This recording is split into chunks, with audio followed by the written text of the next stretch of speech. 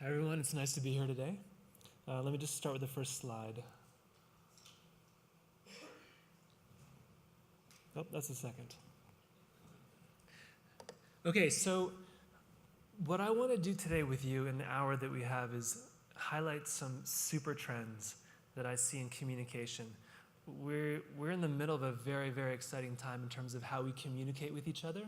And what I want to do is focus in on a few different details that we kind of take for granted every day, but I want to highlight them to illustrate in broad strokes some things that are happening in communication in the last 5-10 years and what's going to happen in the next 5-10 years in the future.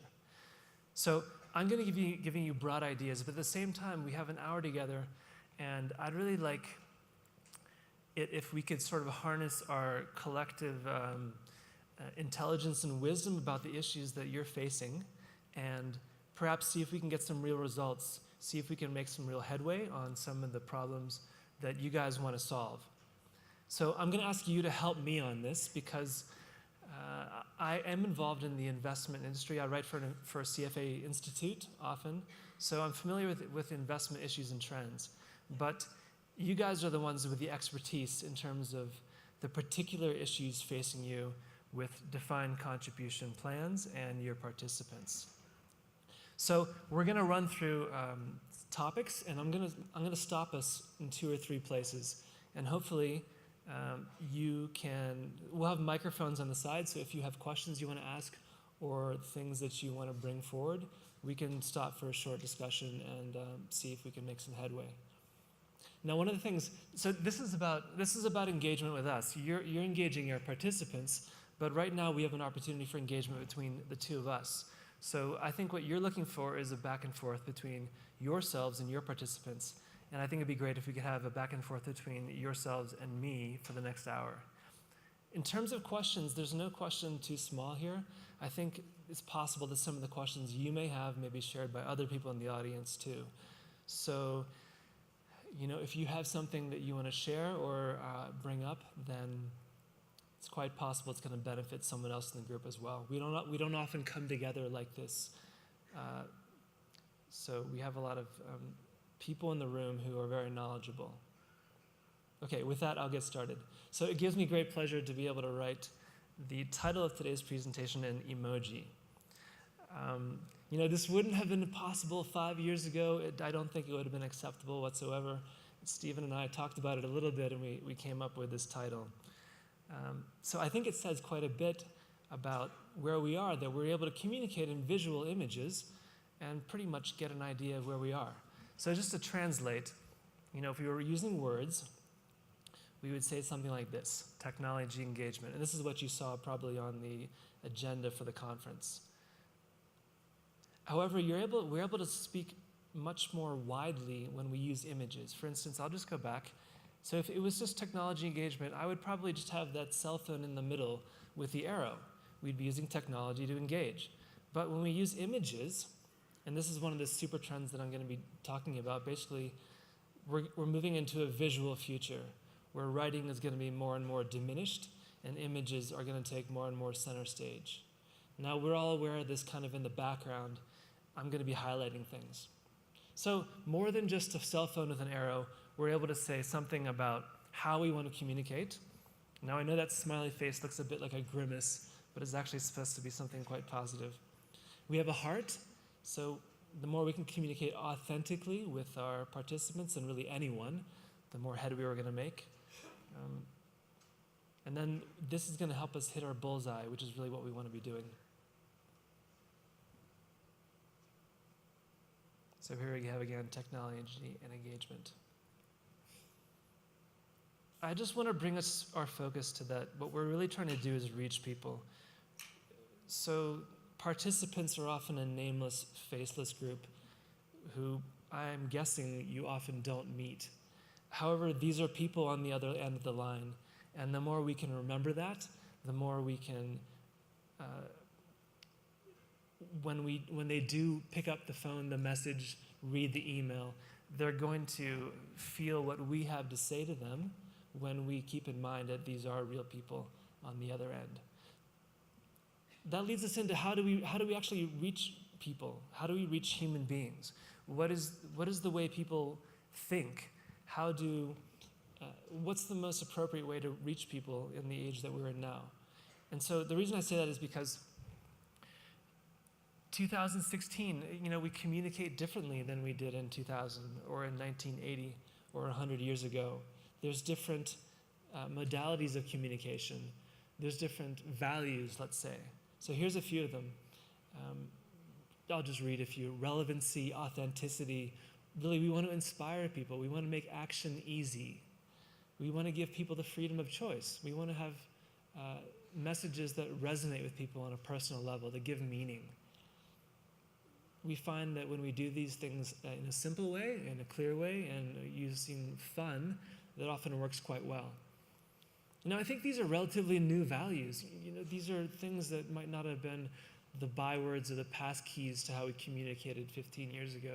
It would have been much more on facts and information and details, persuasion, selling perhaps. And all those things are still interesting and relevant and important.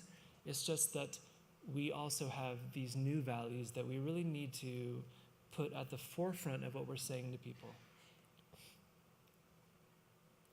So we're going to break down this presentation into two categories: with the way we communicate with people, how human beings are receptive to communication now, which is kind of the psychology, how our minds work, how we think, and also the data aspect. We now have more data than we ever have, and we're getting more by the month, basically, on everything, including our participants, our investments, our programs. So there's ways we can harness our data for our own use in analytics, and also in terms of using data for visualization, which helps our participants get a better and clearer idea of where they are standing, where their retirement programs really are, how things are looking. So I'm going to break those down into psychology and data. We're going to use these icons throughout because we are on a visual theme. So I've selected these 4 icons to represent the 4 categories we're going to be speaking about. Now, we all know the picture in the top left-hand corner. That's going to be our images. And on the other hand is kind of like a doc icon for document. We talked briefly about the future of words. In the bottom left hand, that stands for data visualization, how we break down information into digestible charts and pictures. And increasingly, it's becoming an art form. So data visualization is this new art of information. And then we have good old analytics in the bottom right-hand corner. So images, I saw somewhere on the web, someone had written something really brilliant. Image is the new headline. As a journalist, I can tell you, and anyone who's ever written anything, any paper, you really want to put your ideas into the headline. So we all struggle with how, we labor over how we can create a catchy headline. How can we communicate in 4 or 5, 6 words what we're going to say in the rest of the communication? But increasingly, we don't have to do that so much. We choose a picture, an image that represents what we're going to say, and that's able to communicate things with a lot more immediacy than even sometimes our best words. So the old catchphrase, "an image is worth 1,000 words," it could not be more true. Images have a sense of life to them, which words can only kind of grasp at. It's a kind of thinking that delivers much more intuitive and a quicker response from people when they're able to see images rather than they have to look at words. And we're going to come back to this a little bit, the whole dichotomy between words and images. But just to give a sense, a lot of our social media now is very image-based. So here's 4 of our most widely used things on our mobile apps: Instagram, Snapchat, YouTube, and Pinterest. So these are all image-based. Instagram is based completely on images, YouTube on videos. And I should say this, perhaps those of you who use Apple phones, in the last couple of days we've had the iOS 10 release. So those of us who have updated, you may have noticed there are changes to Messenger, and this is one symptom of where we're moving. Now you're going to be able to use emoji they're going to be larger, they're going to be more prevalent. You're going to be able to buy sticker packs to communicate with all kinds of, literally hundreds of sticker packs to represent almost any kind of communication and emotion that you want to send to somebody else. It's the kind of thing that you could do previously on Facebook Messenger, but Apple's finally come around and you can do it now on Apple. There's a large push from a lot of the leading technology companies to enable us to use as few words as possible. So this is what people are going to get increasingly used to. And it's quicker also. People are more and more busy in their day-to-day lives, so the more that you can engage them quickly with images, obviously, it's going to be more effective. There's science behind it as well. So 90% of information transmitted to the brain is visual. We live in a visual world, so sensory input from the eyes is clearly the most important thing when we're facing. It's also processed much, much faster. So things you receive visually, images rather than text, are processed 60,000 times faster than text. Now, I'm not even sure how it's possible to do something that much faster, but that's the research on it. You know, if you think about it too, there's a real experiential element to this. You know, when we read things, it takes a certain effort to, I mean, we're used to it. We've been doing this for our whole lives, but you know, you have to like take in the words, you have to focus on the words, you have to put them together to get the meanings. But when someone gives you pictures, you're able to do this in a much more carefree way. It kind of comes to us more naturally. It actually feels good to see pictures, to see images, to see video. I mean, that's why cinema now is much more important than, well, let's say, in terms of revenue, in terms of books. We're no longer in the time where the written word is so dominant. So you see in the elevators of this hotel, there's videos now. Previously, there would have been pictures. It's because when we see this, it makes us feel good. It calms something in us. This is how we react to visual information. So when we read text, it's difficult. We have to think in ways which aren't often as pleasant. So the short end of the stick is that visuals, including video, are more lifelike. They remind us of our daily lives, and which feels good. For instance, you're not going to see the written word in nature anywhere. It's kind of an artificial invention that humanity has invented, and little by little, it's on its way out. It's kind of a big statement, but there's going to be a time in the future where there's not going to be writing anymore. It won't be during our lifetimes, but that's definitely the direction we're headed. And that'll be okay. So more to the science. In terms of things we remember, things we stick with us. So when we hear things, studies say that we remember about 10% of what we hear. When we read things, we remember about 20%. But things we see and do, we remember about 80% of those. So there's much more scale in terms of how impressions stay with us when we see and definitely when we do things. And the do part of that is going to be important when we get to interactive data. If we can create data visualization that's interactive, people actually engage with it, it becomes educational because they learn and they remember. Other things images do, as we all know, they create associations. So instead of having to explain your whole content through paragraphs, sentences, as best you can, you have a picture, it creates an association in someone's mind, hopefully the correct association, so it's important the images you do choose. There's an art to this. So immediately, they're going to call to mind other things. It's going to access feelings in a way that's difficult with words and with text. And again, when you have images, you're able to make data visual. And last but not least, images really tell stories in a great way. We're used to thinking of stories as written, but also stories are all kinds of things. Movies are stories, and when we have images, boom, we have stories. So here we have George Seurat and his Sunday afternoon painting. And I selected a couple different images here because of their storytelling power. This clearly was in Ferris Bueller's Day Off quite a while ago, and there's a story here. That's why the characters were gazing at this painting during the movie, because they saw something in it. They wanted to take away something from it. Here's another iconic image that we all remember. So the tank man from Tiananmen Square. There's a lot said here. Here's another one. I'm not sure who's on the ground. It might be Sonny Liston, but of course it's Ali. Now, to tell this story that this picture represents, that would not be easy. And it would take an extremely gifted writer to be able to really convey what's going on here. The passion, the violence, the parts of championship that comes out here, as well as the world watching. Sports writers can do this at their best, but here we have one picture that everyone understands immediately.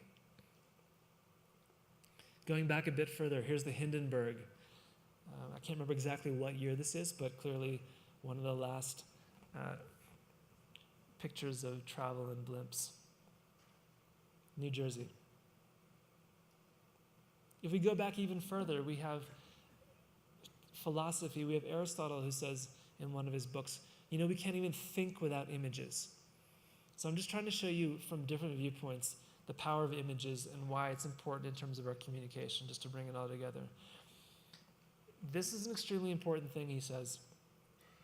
If you think about when you think, if you keep this in mind after you leave this room this hour, often when you think about things, there's an image associated within your mind. If you're thinking about someone, perhaps you got in a disagreement with them, or perhaps it was a good memory, you're thinking often about an image of what happened. You're seeing it again in your mind. If you're planning to do something, you're seeing something in your mind. If you're reviewing memories that you had, plans that you've gone over, again, you're seeing them. This is really how the mind works. It works in images. Our memories are image-based. So when we are able to communicate effectively in images, it's almost like we're shortcutting, we're bypassing this written communication, which actually takes more effort for our minds to process. The funny thing about this as a digression is Aristotle wasn't known as the best writer. He's pretty tough to get through. So if he had been able to use images more, it might have worked out better. Okay, lastly, a few more things. Visual language, it's been shown to aid decision making. It's more persuasive, and again, it makes a lasting impression.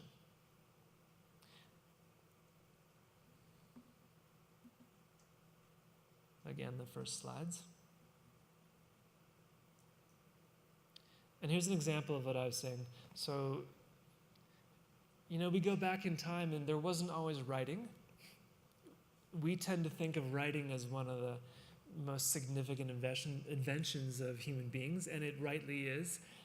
But I think sometimes where we go wrong is we think about the time before writing as filled with just people who are planting corn and killing each other. And that's not necessarily fair. I think along with that it comes an association that those people before writing were really kind of dumb. And I don't think it's necessarily the case, because as I said, we're going to a future where it's going to be image-based. We're going to go to VR, virtual reality, and that's going to be, clearly that's auditory, that's visual. More and more of our mobile and desktop communication is visual. We're not going to need words to the same extent, but that doesn't mean we're going to become dumb in the future. It doesn't mean we're going to become stupid. It just means we're going to use a different form of communication. So I toyed around with this phrase here, and I put it into images. The robot at the beginning means in the future, and then in the future, images will replace words. So I'm not saying this is how it's going to be, but this is just a taste of how things could be in the future.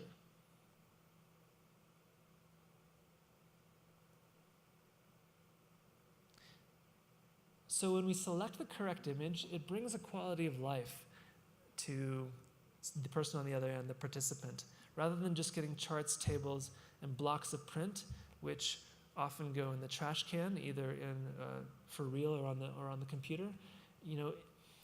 Images engage something. They bring up, I particularly like this image of grapes quite a bit. There's green, there's life in it. It reminds me of things. It kind of makes me hungry, those things taste good. This is the kind of thing that it's going to bring out a quality of life in people when you're able to select the correct image. Also, it's getting easier and easier to communicate in images. All the icons and small images I've used in this presentation were taken from a website called the Noun Project. Now, this thing just started a couple of years ago, but already they have a database of probably hundreds of thousands of images. And they're free to use. Basically, you just go on the website, you type in the word you're looking for instance, camera or diver, safety pin or rain at the bottom, and you're going to get literally dozens, if not hundreds of different images to choose from. Now, you can pop these into your emails, you can pop them into printed communication. It's completely free, And basically, there's a visual language that's well on its way to being quite usable. I wouldn't suggest, we're not going to get rid of words completely at this point, but we can supplement what we're going to say with visual images that help things be better understood. And of course, video, where we can use video, it's limited to where we can use it, but where we can use it, it's much more, it provides even more of a, let's say, realism that we experience in daily life. Okay, I'm going to pause here just a little bit because that's the bit about images. I'm curious if any of you have questions or things you'd like to bring up about more of the day-to-day ins and outs of the problems you're facing and how we might be able to tackle some of them.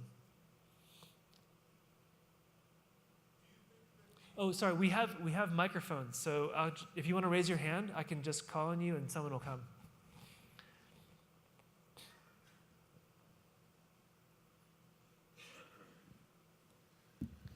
We're looking to communicate essentially with people 50s and their 60s. Do you think that this idea is ready for that group of people, or is this geared toward the new folks coming in who we also need to communicate with, but in a different manner? No, I think it's for everyone, definitely. There's not so much difference in the way we think when we're 50 as opposed to 20. I mean, the people who are 20, they're used to this because that's all they've ever known. And the people who are older, we've had to get used to a change in communication style. But the way the mind works and the way we think is really no different. So I don't think it's difficult at all for older people to assimilate images or video. It's quite natural. And if we give it to them in a form which doesn't require too many clicks or confusing technological pathways, then I think it can be quite easily digested. Yeah, there's someone right here. If we can have the microphones come to the people as quickly as possible, that'd be great so we don't have much downtime. A quick question. Any concerns of miscommunication? And does the images vary from culture to culture of their interpretation?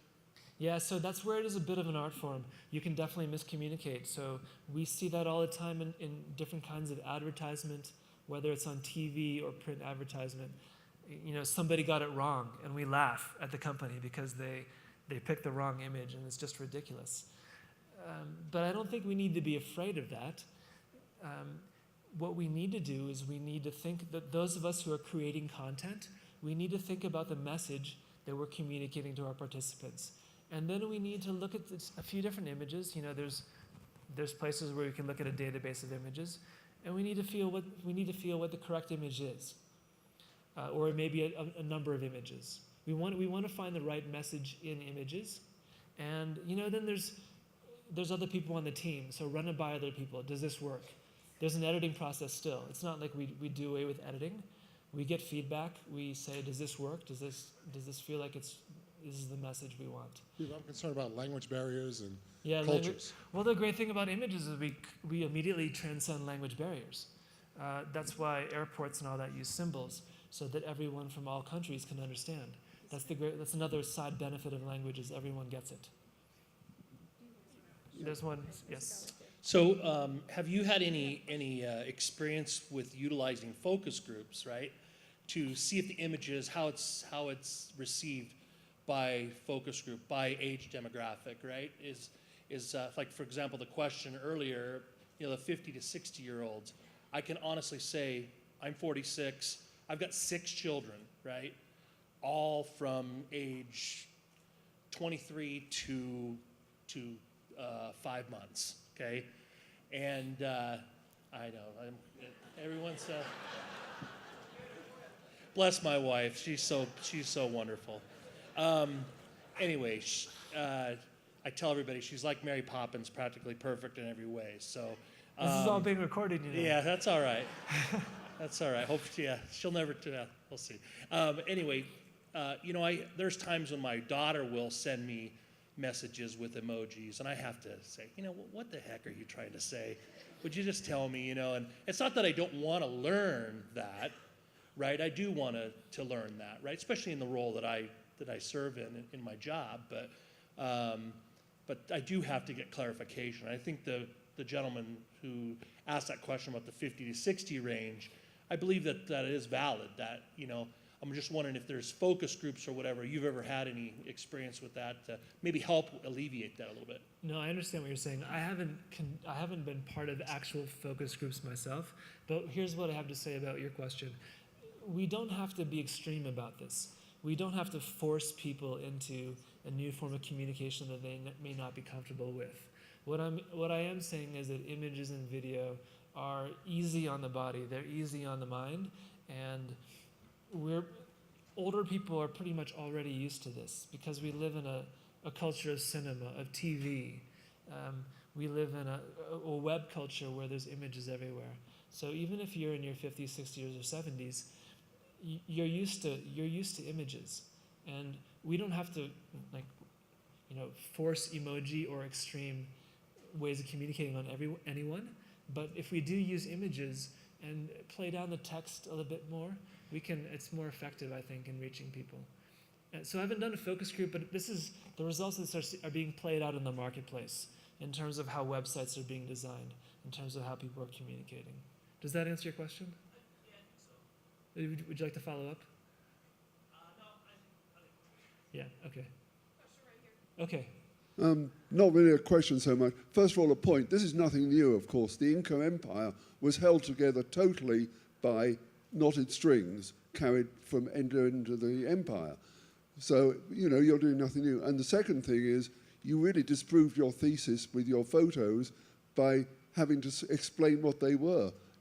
Just because the Hindenburg blew up in Lakenhurst in 1937, if anyone looked at that picture, what's it mean to him? It's something blowing up. It wouldn't mean anything without words added to it. And so I, in some ways, totally disagree with you. Well, fair enough. You're free to use as many words as you like and not use images. But I do think a lot of those images stand for themselves. The photo of Muhammad Ali and the knockout. I don't have. Perhaps I could have been silent. I didn't need to say anything after all. So I'm a victim of my own culture of too many words. But we could have had those images, and I wouldn't have had to say anything. That's a good point. You've chosen to make us sit here. Can you raise your hand? Okay, thanks.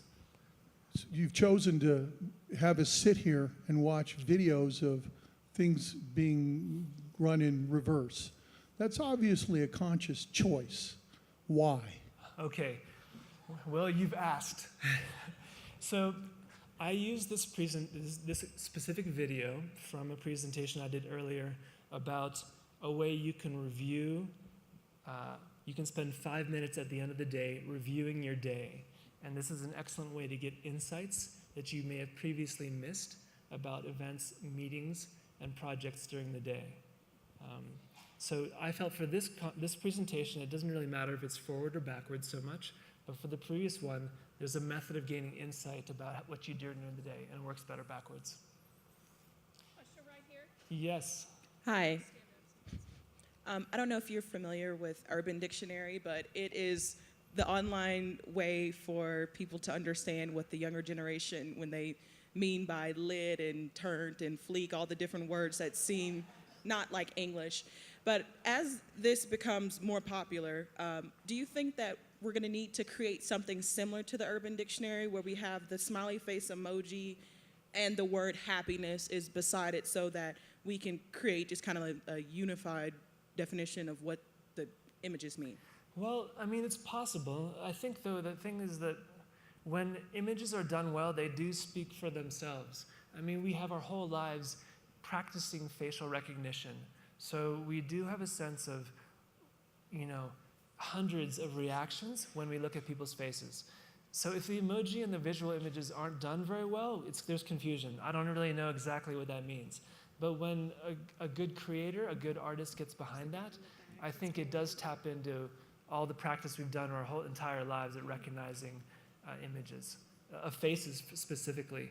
Now, other things could be, objects, pictures of objects, that's clear too, because we can recognize things, as long as they're well done.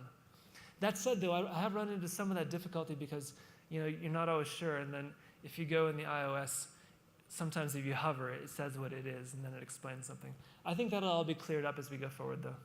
It's a good question, though. We had a question back here in the back. Yes. Well, one thing that would make sense to me is using an image and a word we want people to save for their retirement. We could tell them to do that. Do you want a good retirement or do you want a, quote, bad retirement? We could say that with a picture. Right next, someone sitting at on the lake enjoying a nice beer or picking up trash. Your choice. I think that's a great and very clear, simple way to put it. Thanks, sir. Okay. I'm glad that you went through why everyone was walking backwards on your. I couldn't wait for you to say what that was all about. The one image that captured me was the parent with the child reading. I work for the library system, and we're always afraid that we're going to disappear. And we're talking about words, and so that image you putting it up there, I mean, it's a universal language. That one image says so much words, and I just want to let you know that when I saw that image, I still realized that at the end of the day, even though I handle critical accounts of parents that have overdue fines and things like that I have to manage and maintain for them, at the end of the day, seeing that image of that child with their mother, father, actually sharing a book, spending that quality time together, wipes everything else away every day. So us using an image to age ourselves so that we can own that aged person and care for that aged person. I'm just curious to see what we're going to talk about next year at NAGDA, because if we, the young people are in denial.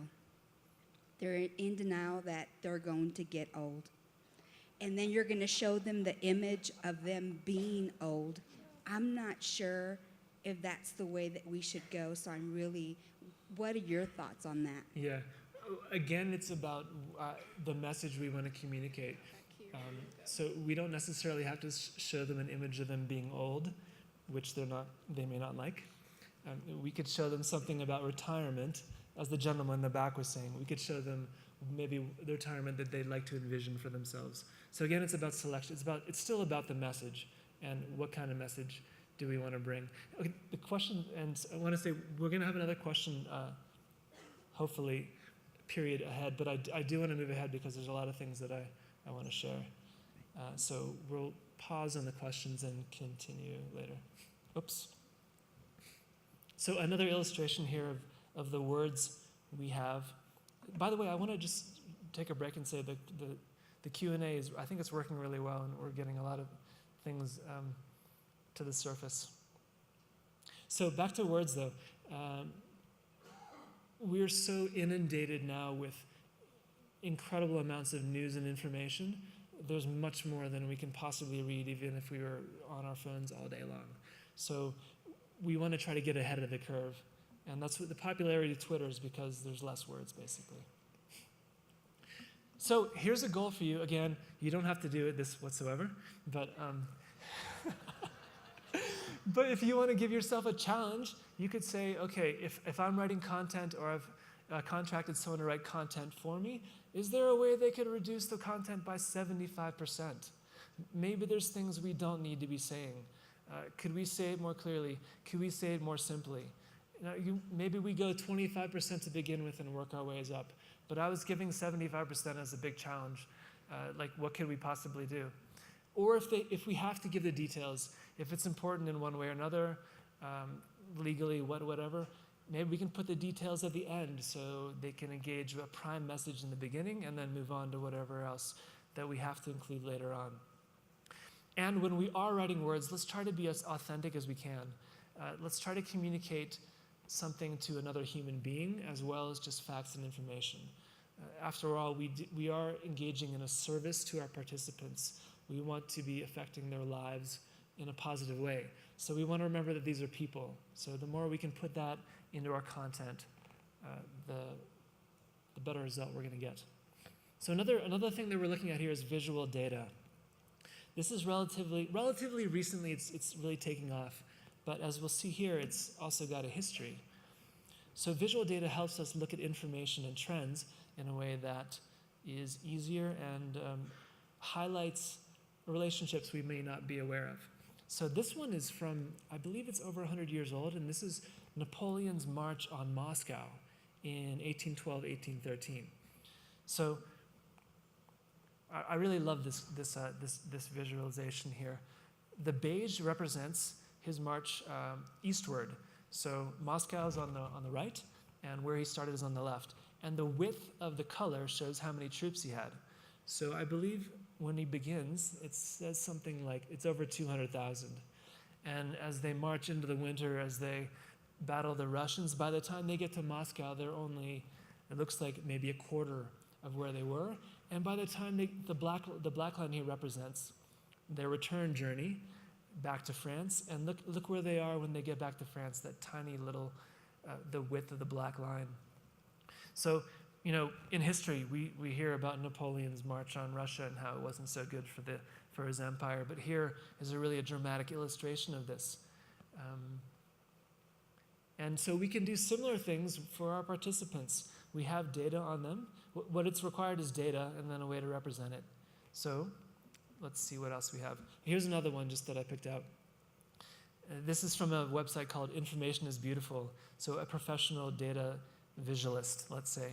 And this is making mountains out of molehills. This is a timeline of media-inflamed fears, which, so these are fears that really didn't come to pass, luckily, so we can chuckle about them in retrospect. But they were things we were afraid of at the time. And with the spike on the right, we see as Ebola.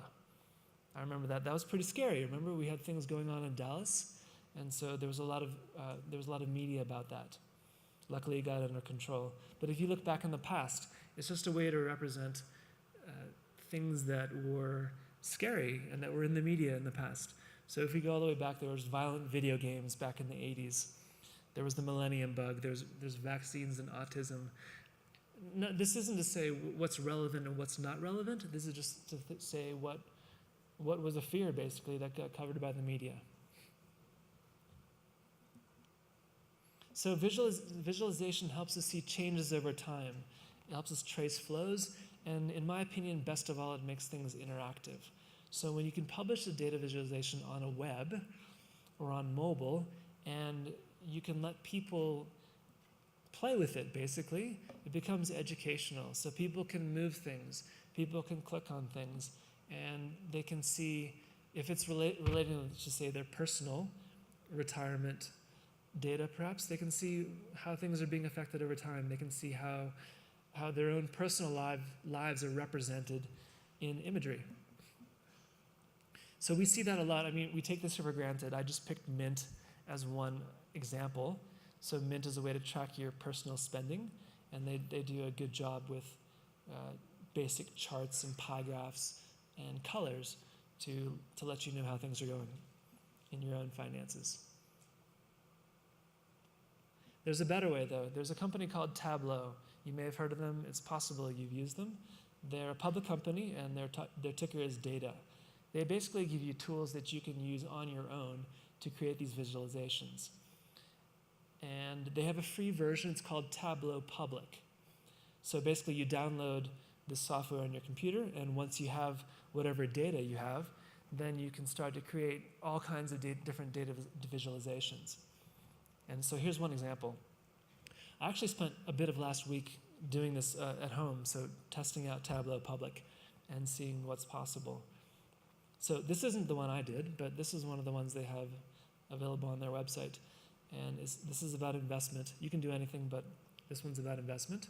And so here you can see, this is tracking a portfolio of a bond portfolio, basically. And so it's breaking down by issuer and how much cap by issuer, as you can see on the top right. And then there's the location on the top left, and then on the bottom we have the breakdown by rating concentration. So, this is clear. This lets people see where their portfolio is. This lets people see what's going on. It's interesting. It's more than a chart in black and white where people want to know the information. They want to know what's relevant to their own lives, but it makes them work for it, basically, when you just give them numbers, decimal points, and percentages. if you can use something with color, with maps, with you know, different different size bars, it makes it a bit more fun. People are more willing to spend time with it.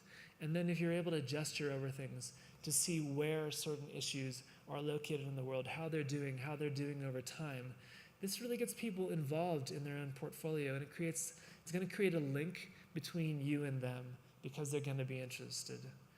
And this is going to, basically you're making a relationship in one way or another. And I think this is one of the important points to make. So if we're going to communicate with people, with participants, if they're going to give us their email addresses, I think it's our responsibility to give them something that they want to see, something that's valuable for them and that has meaning. So nobody wants to give out their email and then just get something that they're going to push trash on. So that's where the effort comes in on our part. It's people give us access to their inbox or their mailbox, and we give them something that's worthwhile for their time. So here's another one, wealth management. There's lots of ways you can break this down. There's dozens of ways you can represent information. I tend to like the colors and the layout of this one better than this one, but this is just another example. I will say for Tableau management, there's a bit of a learning curve on creating these through this software. So it may be better to have this contracted out or to convince people who you work with to begin to offer things like this, services like this. Because I do think it may take you a bit more time than you have. That said, there's lots of different services. If you type on data visualization tools on the web, you're going to get a list of all kinds of different services, and some are much, much simpler than others. So I'm just giving you a couple examples here, and you can do a bit of work later if you're interested. So some case studies. Does this actually work? Who's using this kind of stuff? So just curious, can we see a show of hands? Who's heard of Betterment? Okay, so some. So Betterment is a robo-advisor. Basically, they're offering all kinds of investment services, but it's based on algorithms more so than traditional stock pickers or even index funds. They're relatively new. They started in 2008, and it's working. They've got $5 billion under assets, and it's really growing. They're really finding an avenue into the market. And it's not working just because they're a robo-advisor. It's not working just because they're doing something new technologically. It's a lot because of their design. So when you get on the Betterment website, you walk through a series of steps, and in 5 minutes, you can have a portfolio with them in 5 minutes. And it's very easy to go through. So they give you easy questions. So simplicity is one of the things that really works with engaging people now. You just fill in the blanks here. So you click in how old you are, you click in whether you're retired or not retired and your income, and then you click get started at the bottom. And then they give you recommendations. So are you looking, based on your age and your income and whether you're retired or not, are you looking for a safety net? Are you looking for retirement? There's a different breakdown of how much of your assets would go into stocks and bonds. And then you can click through and you can select a goal, and then you're going to be able to access your portfolios on, for instance, Apple Watch or mobile or however you'd like to receive it. On paper if you'd like as well. But the key here is, what I'd like to focus on is that they make the process for signing up with them very easy. So you don't have to think about it. You don't have to wonder, what's right here. There's a bit of a level of trust that actually comes with their design. You're able to see how you walked through this in just a quick number of quick clicks. So another one is a mutual fund started in China recently, and it's an offshoot of Alipay, which is an offshoot of Alibaba, which is kind of like the Chinese Amazon. Who here has heard of Alibaba? Yeah, right. So Yahoo owned them. That's why they were doing well for a while. So Alipay is the digital commerce branch of Alibaba. It's similar to a PayPal. You can buy things and sell things and through your phone, basically, through your funds in Alipay. So one of the things that Alipay offered was a mutual fund, and they called it, I think the pronunciation is Yubao, and that basically it means leftover treasure. So what happens when you're selling things and buying things online is you're having money come in and out of your account. And often, as we know on PayPal, there's going to be a balance left over in your account. You may not get around to transferring it to your bank account immediately. It's going to be sitting there basically doing nothing. So Alipay said, well, what if we let people put this in a mutual fund, whether it was $10 extra or 10 cents. So they said, there's not going to be any minimums, and you can take your money out at any time. You just make a few clicks and you put your money in our mutual fund. People really responded to that. They said, okay, this makes sense. And before long they had 260 million users, even though they were only launched 3 years ago. And now they've got over 95 billion in assets. And again, the reason for this is because in less than 5 taps and with no minimum, you were able to put your money somewhere. So this is effective engagement. That's what I'm trying to say, is that simple, clean, mobile engagement is effective. And these are a couple of case studies for where people are actually taking actions, putting their money into investment accounts. It may not be long term, but it is something. So yeah, in the first 6 months, they had more than 43 million users of people putting leftover treasure into retirement accounts or investment accounts. So simple, mobile, and actionable are what we're looking for here. Okay, that brings us to analytics, and let's just pause here again. We've got about 15 minutes left, and I'm just curious if we have further questions or people want to discuss certain things.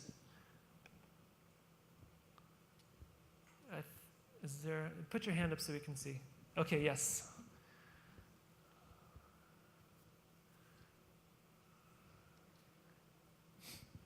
Hi, thank you very much for taking my question. I wanted to know if anyone has used these visuals to explain legislation. I mean, how do you do that?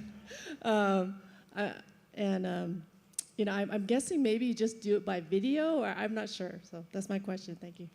So, what we follow? What type of legislation in general? Or? Just state, federal, everything. I think so. I don't have a website that you can go to, but I think if you Google that, you would get responses, because this thing is becoming more and more popular, and it's a great way to explain complex things. Well, I read the New York, for instance, New York Times has a dedicated staff who are creating data visualizations on all kinds of things. So I know, they're covering the election right now. In the past, they've covered difficult to understand issues, and they put it in terms of images and visualizations, and it helps me, I know, get a better sense of what the issue really is at stake. So you'll have to Google to find out specific places to go for legislation, but I'm sure you'll find something.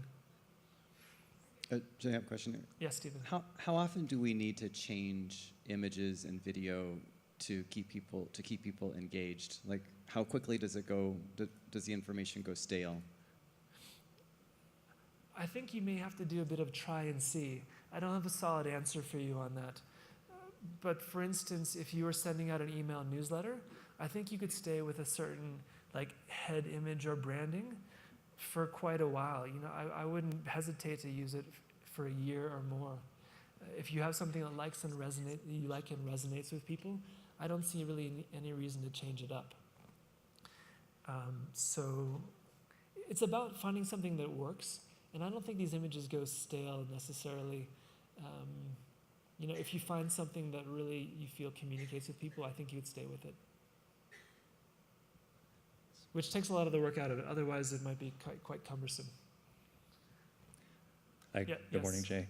At the opening keynote for this conference, this keynote speaker mentioned that the human's average attention span is less than a goldfish, less than 7 seconds. I'm curious, one major takeaway from your presentation is that images are now replacing text. But you also mentioned that we have information overload. So I'm curious, in your perspective, what is driving this reduction in attention span? Is it the information overload, or is it the images replacing text, or a combination thereof? Thanks. I think there's a lot of reasons. I think one of them is just we have a mobile device in our pockets at all times. So we have information at the ready whenever we want it, and we're perfectly willing to go there. So we live in a media influenced society, and they're continually giving us more things to see and look at. But I think what seems salient to your comment is that what we can, an end run for the information overload is to give people images, because we do have less time available. That's unlikely to go away, and people are more hesitant to read because it takes time, basically. So if I get something in the mail where I know it's going to take 5 or 10 minutes to sit down and look at it, that's a big chunk of time for me. Whereas if I'm able to get the main idea much quicker, I'm more likely to spend some time with it and let it in, let's say. Yes. I want to thank you for, enlightening us and going through the exercises, because I think it's a good challenge that we connect with people on a more complex subject. My question for you is more one, as I see people around, they also are having earbuds in and, blocking out kind of the rest of the world with their phones and their equipment. So if you could, I think images are here, but also comment maybe on music or what people are listening to all the time. Yes, certainly. Audio is very important as well. The reason I tailored it like this is because I was under the impression that when you communicate with your participants, it takes the form of either something through the postal service or through email, which is primarily text and visual. There's less opportunities for audio. Although if you snuck a video into your email, that could work perfectly well, and that would, if you can deliver a video with music or audio, I think that would be a good idea. The reason I focus less on it is because it seemed like the mediums you're using are less having to, at this point at least, have less to do with audio. I think those are all the questions. Okay. So there's a bit more analytics. So one of the things I did want to stress, though, is in terms of getting data so we recognize who we're dealing with, and also to do visualizations, we do need data.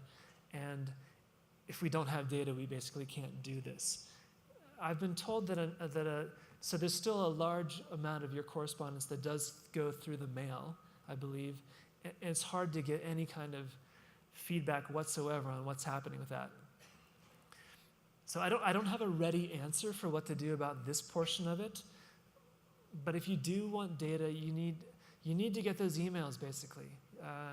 Someone actually last night told me that a lot of their participants don't even check their work emails, so they may not be ever receiving what is sent to them.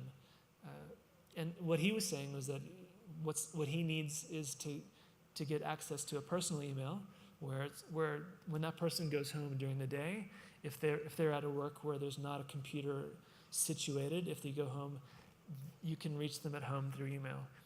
So again, I'm not sure exactly the way. Maybe you send them something through the mail, which is very simple and clear and fun, and says, hey, we need one thing from you. We need your personal email because we want to talk to you, and see if there's some uptake from that.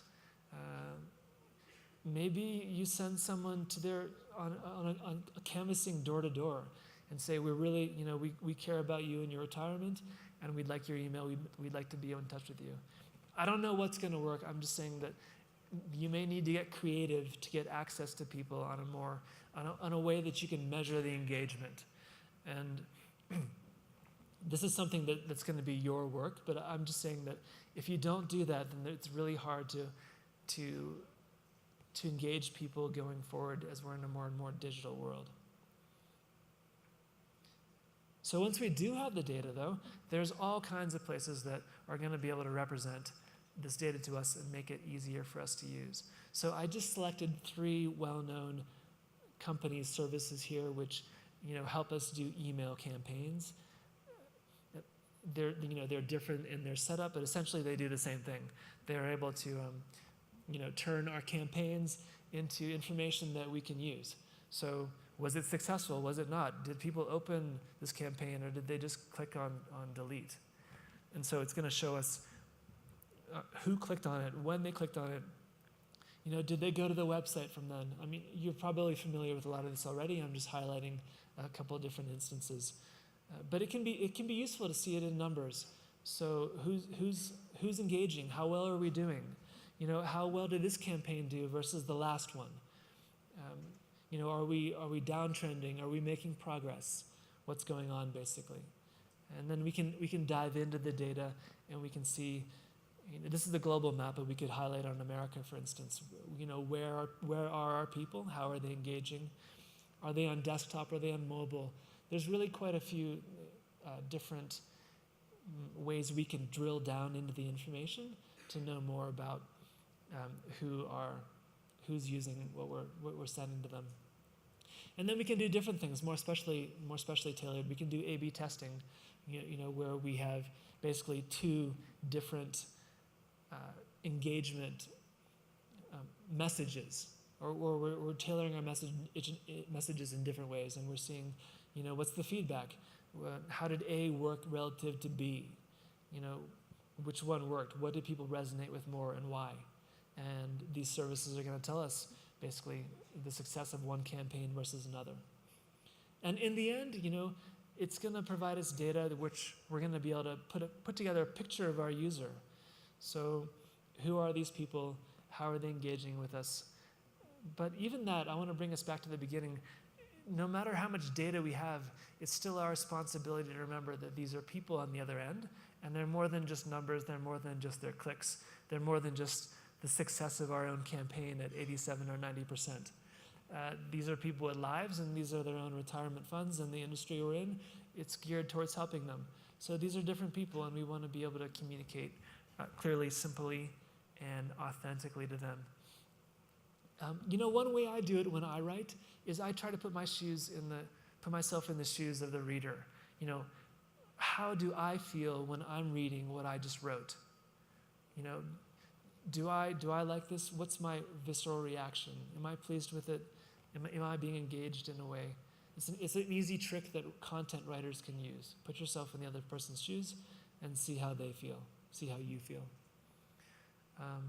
Because again, we are in a service business, and that seems to me at least one of the main priorities here. Great, so we're at the end. We have 3 minutes for questions if anybody has any more. And I'll be around later too, by the way. Okay, thank you very much.